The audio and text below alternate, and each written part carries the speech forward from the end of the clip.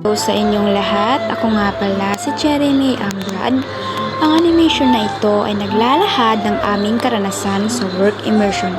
Isang hakbang patungo sa tunay na mundo ng trabaho. Ipinapakita dito ang aming pagsisikap, pagtutulungan at mga hamong aming hinaharap sa araw-araw. Sa bawat gawain, kami ay natuto ng mahahalagang kasanayan at aral na humubog sa aming disiplina, tiwala sa sarili at paghahanda sa aming kinabukasan. Samahan niyo kami sa paglalakbay na pagpuno ng karanasan, pagkatuto at inspirasyon. Pagdating ko sa barangay, nakita kami ng aking mga kasama, sina Eliza at Marshine. Eliza, nandito ka na pala. Mabuti na lang nandito ka na. Ba't wala pa si Celiana? Baka na traffic lang. Uy, andito na pala siya. Andito na pala ako. Sorry, natagalan. Tala na.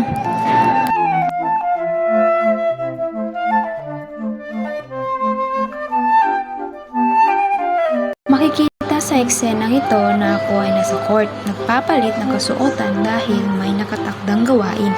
Ang aming gawain ay kinalaman sa pagsagip ng tao sa oras ng kalamidad. Sa aktibidad na ito, itinuturo at ipinakita kung paano isinasagawa ang tamang rescue kapag may aksidente o sakuna. Natutunan namin ang mga pangunahing hakbang sa CPR at kung paano magbigay ng agarang tulong sa isang taong nangangailangan. Mahalaga ang kaalaman ito sapagkat maaari itong magamit sa mga institusyong may emergency.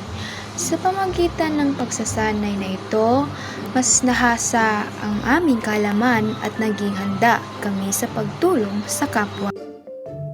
Ako nga pala si Eliza, tapos ngayon nandito ako sa Pagatpat Sili-Sili Zone 5 para magturo sa mga estudyante kung paano magsulat at paano maging tamang asal. Kapag may free time ako, naglilinis ako ng mga libro, nagwawalis para hindi ako papagalitan ng aking guro.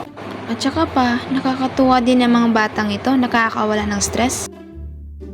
Pagdating ko sa barangay hall, pumunta ako sa office ng SK chairman para maglinis. Pagkatapos ko maglinis, pumunta ako sa butika para din maglinis doon. Pagkatapos ko maglinis sa butika, pumunta ako sa office ng secretary para mag-file ng kanyang mga dokumento.